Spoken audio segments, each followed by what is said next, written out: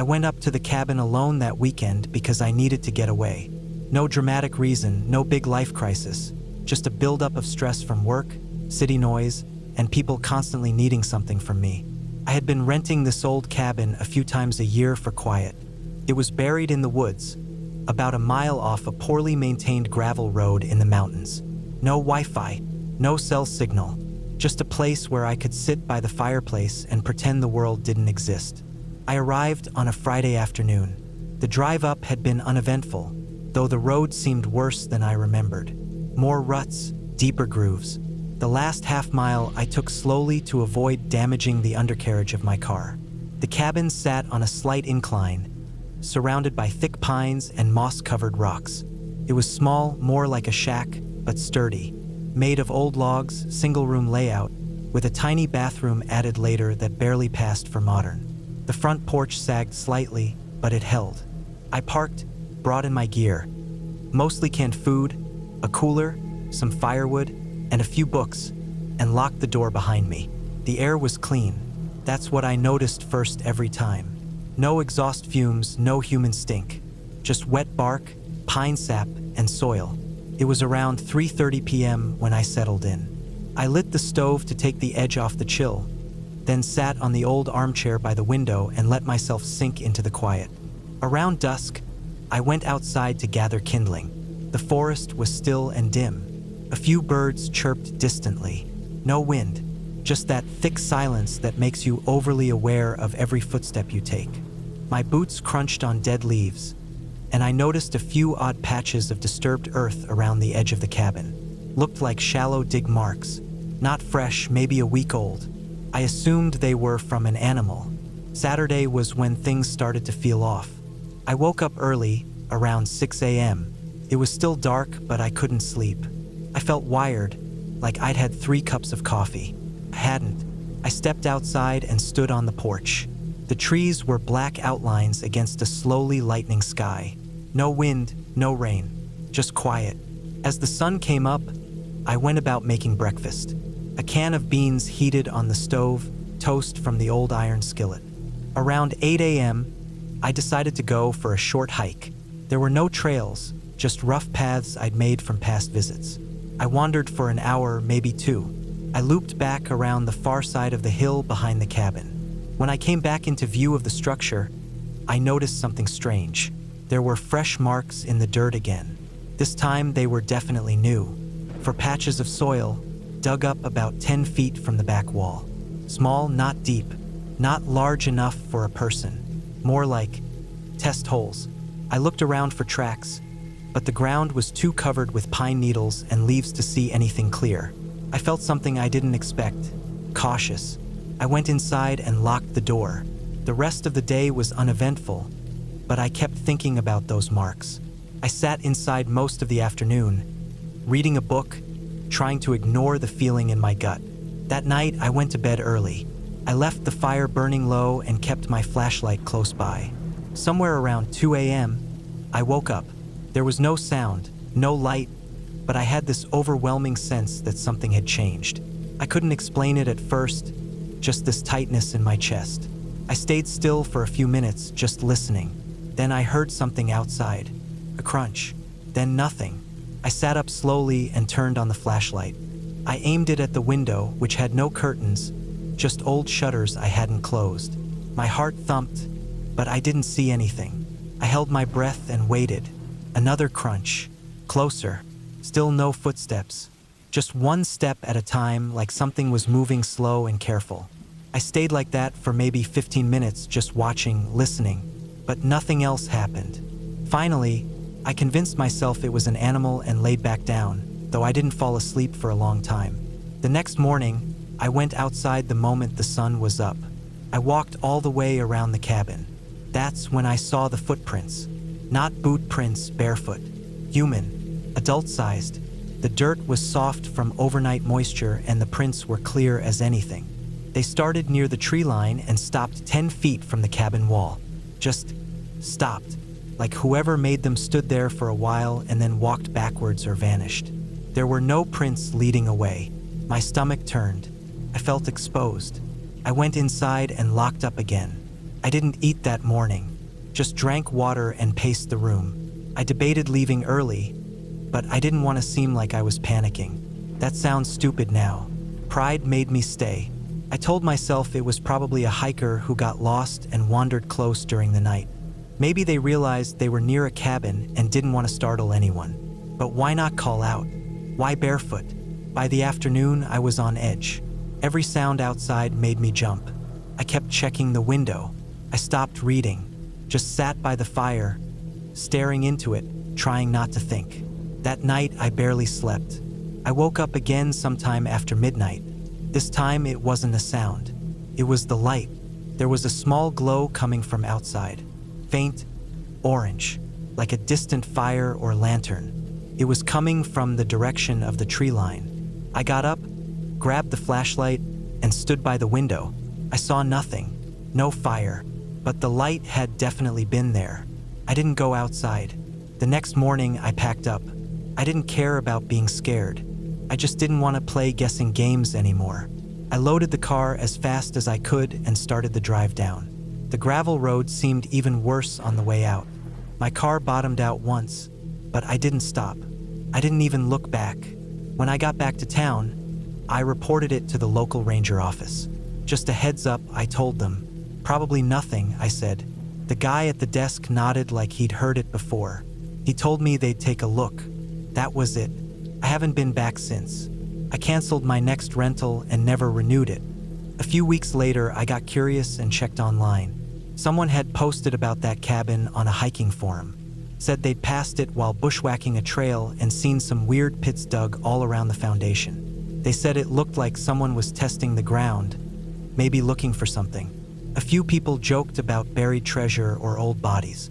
But then one reply caught my eye. It was from someone anonymous. Said they'd stayed there years ago and woke up to see someone standing at the edge of the woods, barefoot, just watching. No words, no approach, just watching. I don't know who that person was or what they wanted. I don't think I want to know. All I know is I'll never go back. Not to that cabin. Not to any place where the trees grow too thick and the silence runs too deep. That kind of quiet, it lets things move without being noticed. Lets people stand and wait just beyond your vision. And sometimes they never leave footprints at all. We talked about the cabin trip for months. It started as a random idea during a weekend barbecue, a joke tossed out between beers, but somehow it stuck. By mid-September, 5 of us had taken time off work, rented a place deep in the woods of northern Michigan, and made a plan to completely unplug for 5 nights. No phones, no Wi-Fi, no distractions, just hiking, fishing, and relaxing. It was me, Drew, Matt, Kevin, and Brian. We'd been close since college. None of us were hardcore outdoorsmen, but we weren't helpless either. We wanted something off the grid, but not a total survivalist thing. Drew found the cabin through some guy on a forum he followed, privately owned, not on any major rental site. It was advertised as authentically remote with a wood stove, old generator, and a working well.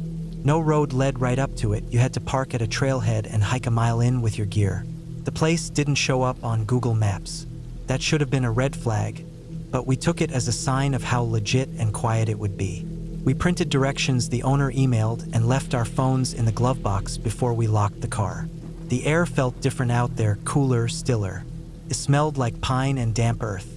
It had rained the day before, and our boots squished into the trail as we hiked toward the cabin with our loaded backpacks. The cabin itself was tucked away behind a thick wall of trees, barely visible until we were right up on it. It was older than I expected, built low with dark, weathered logs. A small porch out front sagged in the middle, and the front windows were so dusty they looked smoked over. There was a shed to the right of the cabin and an outhouse a ways back in the trees. Inside, it was one open room. 5 bunks along the left wall, a long wooden table in the middle, the stove in the back corner, and a bunch of random furniture. No electricity unless we fired up the old generator, which we only planned to do at night. The water pump out back had a slow leak, and the guy left us a note that said the stove chimney might smoke a bit until it heated up. Still, we were excited. Felt real. We unpacked, set up our sleeping bags, cracked beers, and started a fire in the stove. The first night was loud. Laughing, drinking, telling old stories. None of us really noticed how quiet the woods were outside until much later.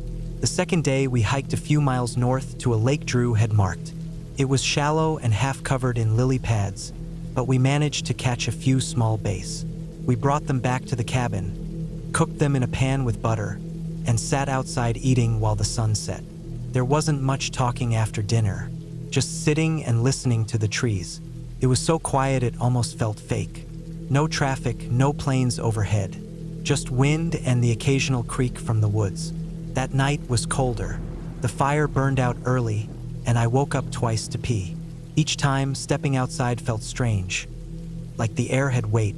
I heard something move in the woods the second time, just a few quick steps and then nothing. Probably a raccoon or a deer, but I didn't see anything when I aimed my flashlight out into the trees. The third day we split up. Drew and Kevin went out looking for a trail that supposedly led to an old fire tower. I stayed behind with Brian and Matt. We were going to chop some wood, clean up the shed, and maybe take a nap. The shed turned out to be creepier than the cabin. It was full of old tools, axes, rusted saws, random stuff like coil wire and jugs of cloudy liquid. In the back corner, under a tarp, there were animal bones. Big ones, probably deer, but something about how clean they were, how they were just piled there, didn't sit right. Matt shrugged it off. He said whoever owned the place probably hunted and dumped the remains there. Brian didn't say much, just stood there staring at the pile for a while before going back outside. I followed him and started chopping wood. When Drew and Kevin came back that evening, they were quiet. They'd found the fire tower, but it had collapsed. Nothing too interesting. Still, they seemed off. Kevin kept looking over his shoulder. Drew looked pale and sweaty. They both said they hadn't slept much the night before. That night, we lit the fire early and all stayed inside. Something about the air made us uncomfortable. The silence outside felt louder than usual. Around midnight, the generator sputtered out, and we let it go. No one wanted to go out to refill it. We used flashlights to find our bunks. I woke up to the sound of footsteps. Not close, not inside. Outside, circling the cabin. Slow steps, spaced apart like someone walking cautiously. I thought maybe it was Kevin taking a piss, but it kept going around the back, then near the front porch, then silence. I didn't move. I just laid there staring up at the ceiling. My heart was hammering in my chest. I thought about waking someone, but I couldn't convince myself it wasn't just an animal. Maybe a bear, maybe a moose. Something big enough to walk around, but nothing to freak out about. I finally fell asleep again just before dawn. When we woke up, there were prints in the mud around the cabin. Human ones, bare feet. We all gathered outside and stared at them. No one said anything for a long time. Then Drew just said, "Could be someone hiking through," but he didn't believe it. None of us did. The prints came from the woods, circled the cabin, and went back in. No sign of a campsite, no gear, no food wrappers or tracks besides those. We all agreed to stay together from then on. We kept a fire going, stayed close to the cabin. Nobody said it out loud, but we were scared. Every noise from the woods made us flinch. At one point, Kevin said he saw someone standing deep in the trees just watching us. But by the time any of us looked, there was nothing there.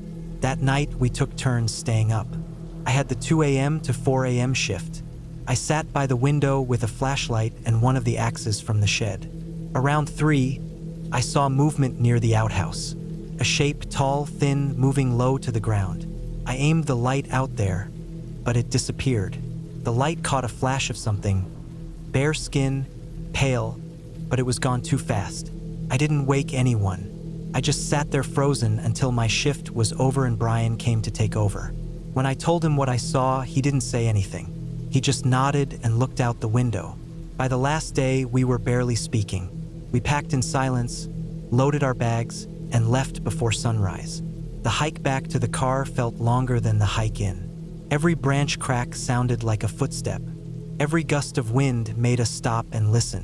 When we got to the car, everything was as we left it. Phone's dead, no damage, but someone had placed a bundle of sticks on the hood, tied together with what looked like shoelaces. No one touched it. We just got in, locked the doors, and drove. That was 6 months ago. I don't talk to the others much now. Matt moved across the country. Kevin deleted all his social media. Drew hasn't replied to any of my messages. Brian sent me one text the week after we got home. It said, "Don't go back." I won't. I've thought about it every day since. What it was, who it was, why they didn't come inside, why they only watched. I still wake up some nights feeling like someone's outside my window. I keep a light on now. I check every door twice. And sometimes, when I'm alone, I wonder if we brought something back with us. Not a ghost or a curse or any of that, but something real.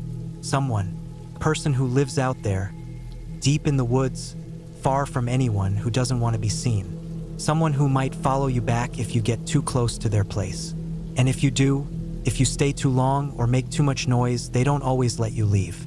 We got lucky. We got to leave. The morning was crisp, the kind of cool air that tingled the skin but felt refreshing when I stepped out of the car. I had planned for this hike for a while, a solo trip into the mountains. Nothing too dangerous, just a couple of trails through the dense forest and across a few ridgelines. The kind of hike that would be just the right challenge without pushing my limits too far.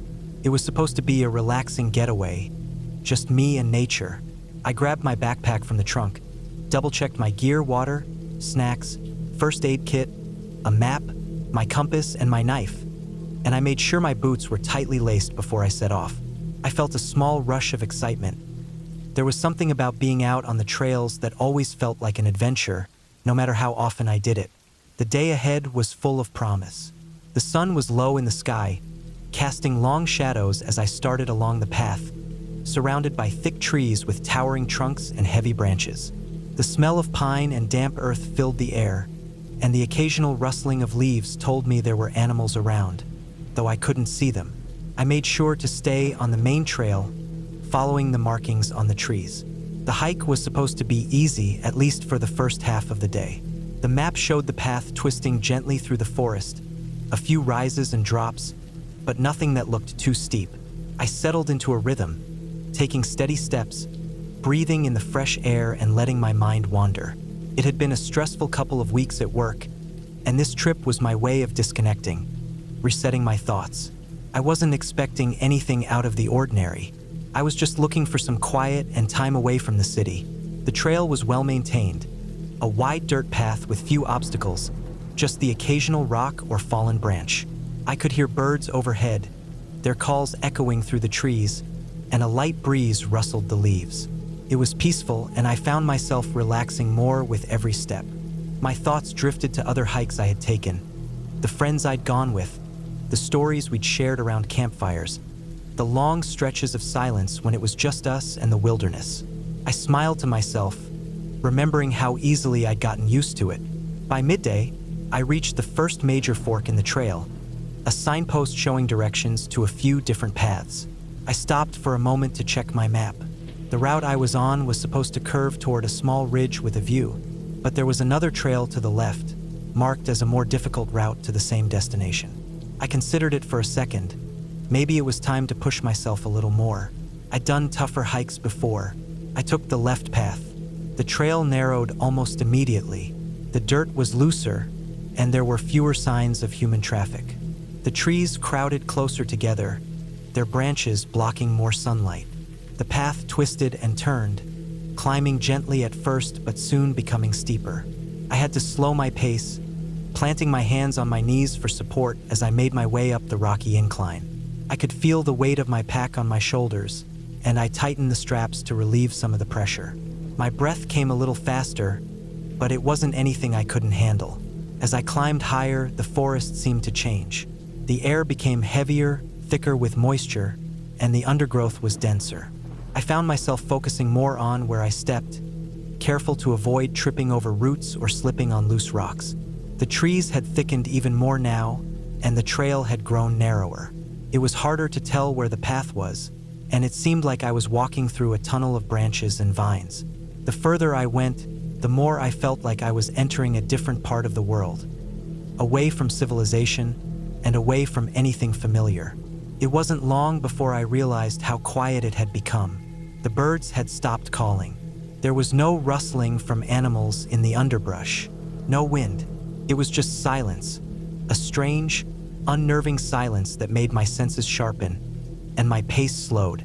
I stopped for a break. I took out my water bottle and drank deeply, trying to shake the unsettling feeling. I couldn't explain it, but it felt like I was being watched. I looked around, but the trees were so thick I could barely see more than a few feet ahead. The silence was pressing in, and the shadows between the trees seemed to grow longer with every minute. The feeling didn't go away, though. I glanced over my shoulder, half expecting to see someone behind me, but no one was there. I shrugged it off, telling myself I was just getting paranoid. Maybe it was the isolation. Maybe it was just how quiet the forest was. I kept walking, though I couldn't help but feel like the trail was becoming less and less like a normal path. The ground had turned uneven, and the air was thicker, more oppressive. I was sweating now, and I had to focus more on every step. I was still climbing, though not at a particularly steep angle.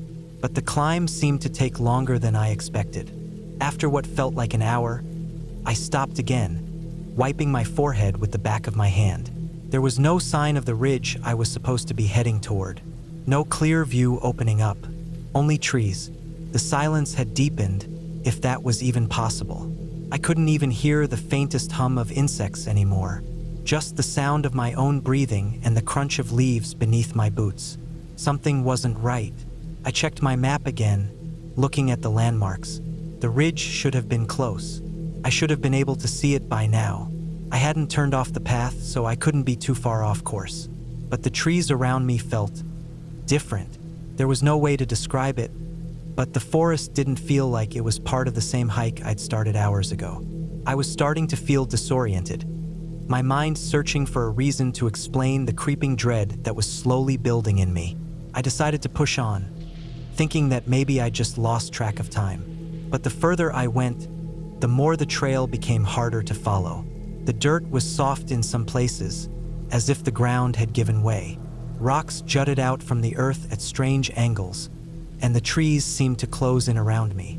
The feeling of being watched returned, stronger now. It wasn't just a feeling, it was a presence. I stopped dead in my tracks. I could feel it now, a pressure in the air that made my heart skip a beat. Someone was in the woods with me. I didn't hear them, but I could feel their presence. A heavy, unnerving weight pressing on my chest. I spun around quickly, scanning the trees, but there was nothing. I took a deep breath and tried to calm myself. Maybe I was just imagining things. Maybe it was the isolation getting to me. But then I heard something. A twig snapping, far behind me, just on the edge of my hearing. A step. I froze. I had no idea how long I stood there, but my body was rigid, every muscle tense. My breath was shallow, and I felt the sweat trickling down the back of my neck. I tried to shake the panic out of my mind, but I couldn't. The silence was suffocating. Then, just as suddenly as it had started, it stopped.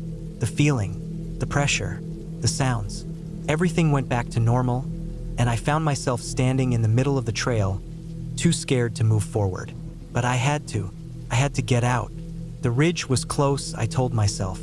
I just had to find it. I began to move again, my steps quicker this time. But with each step, the unease grew. Every time I looked behind me, I saw nothing, but I could still feel it. Like something was there, just out of sight, following me. It felt like hours, but it was probably only another 30 minutes before I reached the clearing at the top. The ridge opened up in front of me, just as I had expected.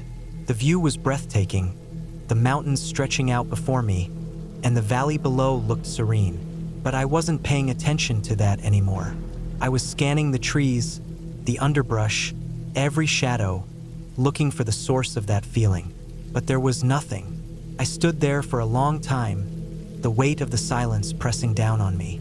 I was safe now, I told myself, but the unease didn't leave. It was as if the forest had changed, as if something deep in the woods was waiting. I didn't stay long. The view was beautiful, but I couldn't shake the feeling that something was watching, something waiting. I turned back and followed the same path down the mountain, my heart still racing. I made it back to the trailhead by dusk, my muscles aching from the tension of the hike. The sun had just set, and the air was cooler now. I didn't look back as I walked out of the woods. When I reached my car, I paused for a moment, looking back at the trees. There was nothing there, but something told me that whatever had followed me through the woods wasn't just my imagination. It was real and it was out there. I drove away in silence, not willing to look back. I knew I wouldn't be returning anytime soon, and I don't think I'll ever forget that feeling. I've always been the kind of person who finds solace in being alone. Growing up, I spent countless hours hiking alone, traversing mountains, forests, and trails that most people wouldn't dare to take by themselves. For me, the solitude was peaceful. There was something grounding about being surrounded by nature, where every step forward felt like I was in sync with the world, away from the noise and chaos of daily life. It was how I could think, how I could clear my mind. But this hike, this one, it changed something. I had been planning it for weeks.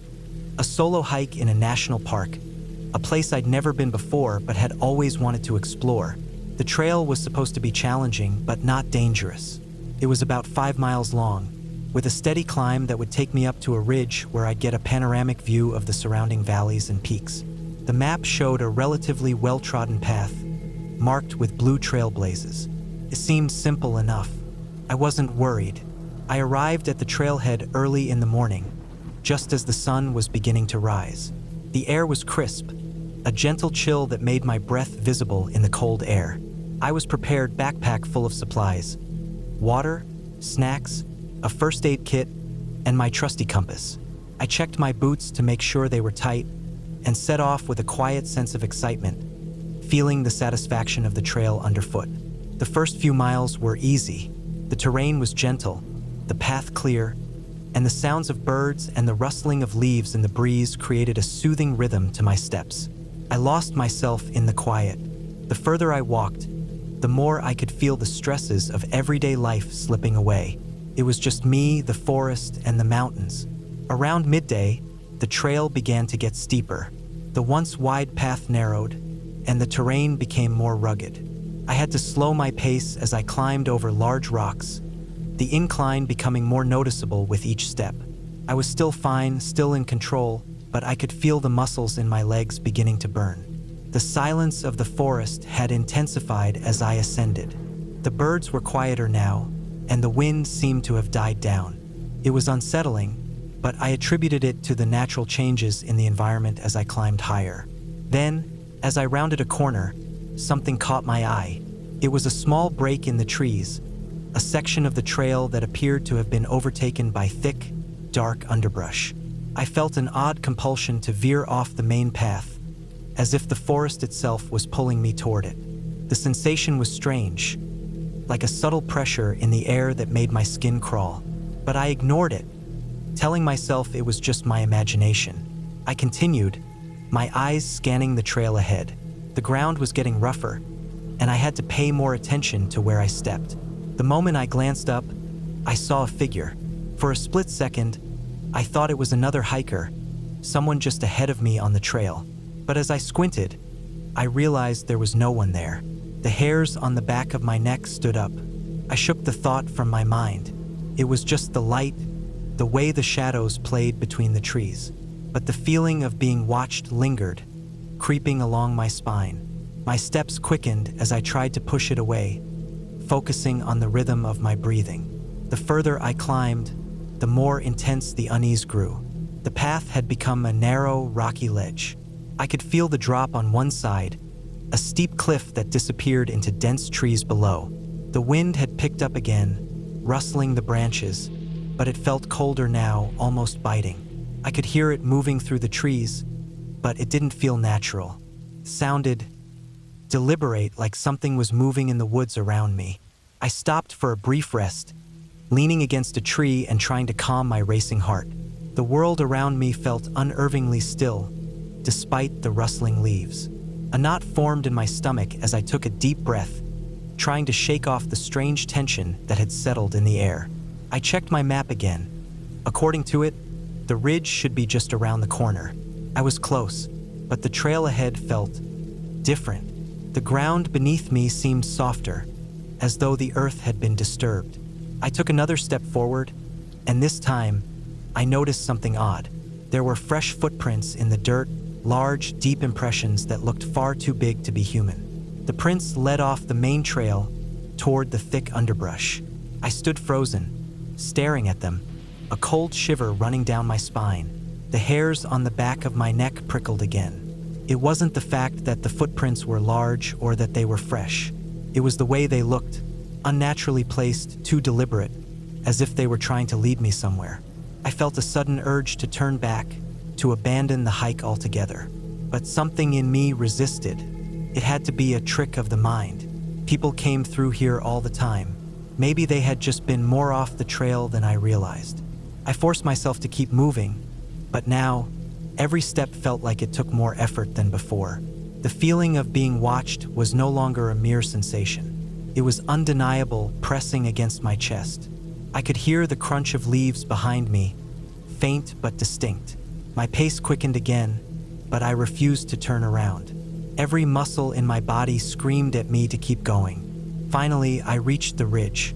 The trees broke away, and I stepped into a small clearing with a breathtaking view of the valley below. The sun was beginning to dip lower in the sky, casting the landscape in a golden light. The moment should have been serene, peaceful even, but the weight in my chest didn't lift.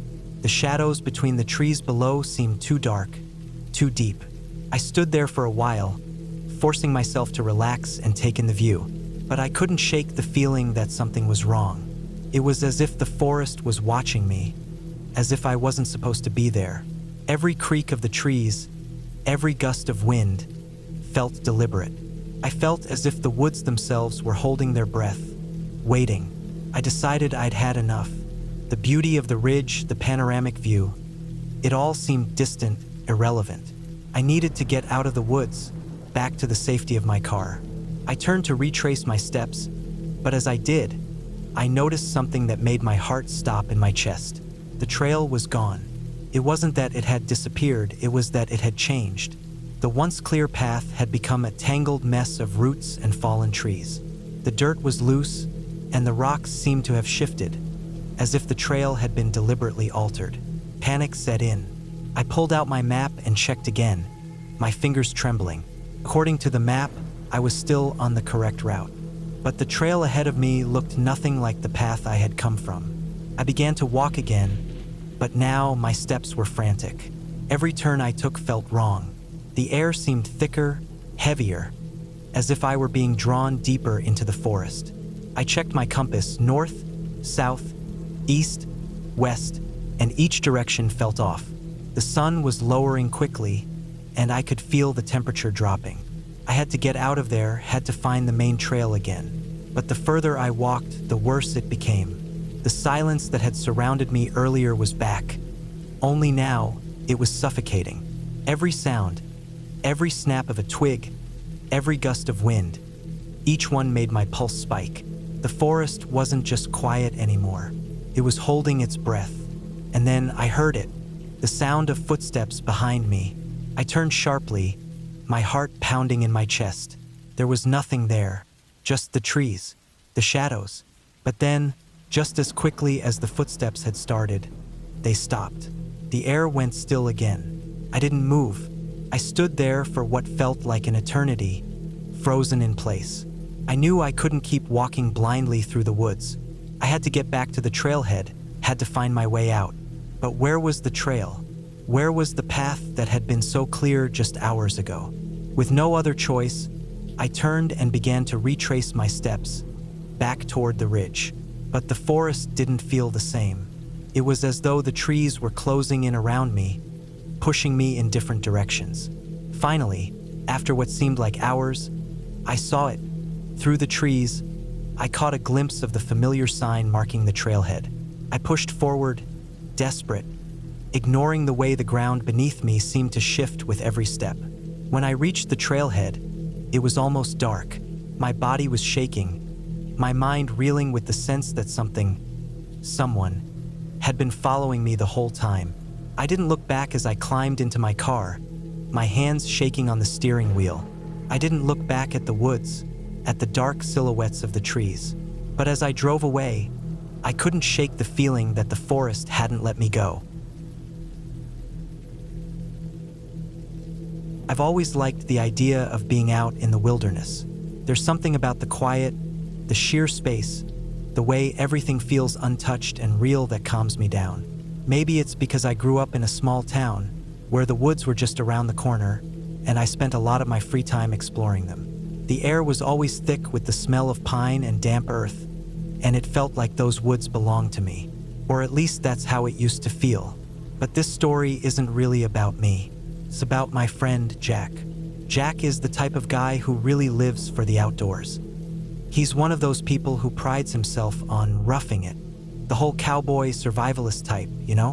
While the rest of us were content with simple camping gear, tents, sleeping bags, the whole deal, Jack liked to go all in. He'd show up without a tent, sometimes without a sleeping bag, just a tarp or even just a blanket.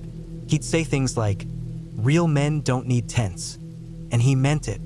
There was one time, the three of us, me, Jack, and a couple of other buddies, decided to take a trip out to the mountains for a weekend. Jack was the one who planned everything, as usual. We were all excited because it was going to be a good time, a real break from the routine. We'd done it before, but this time Jack promised it would be different.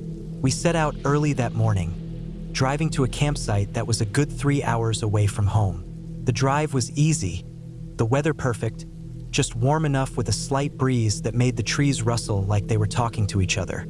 We rolled into the parking lot at the trailhead, and it wasn't long before we had our gear together and were heading down the trail. The trail started out pretty well, a good mix of dirt and rocks with the occasional crossing of a stream. Jack, of course, was way ahead of us, leading the way with his big, wide strides. He was wearing his usual getup, a faded cowboy hat, rugged boots, and a rugged shirt that looked like it had been through everything. He had a wild look in his eye, like he knew something the rest of us didn't. The rest of us, we were more the typical city types who liked to enjoy nature but weren't crazy about it. We had our packs with all the modern comforts, tents, sleeping bags, food. Jack had a small pack that probably had a couple of cans of beans and a knife. He didn't need much else, at least not in his eyes. The hike was pretty straightforward at first, the kind of thing you could do without breaking a sweat. But after a few miles, the terrain started to get tougher. The path grew steeper, and we found ourselves working harder, trying to keep pace with Jack. He was in his element, leaping over rocks and pushing through brush like it was nothing.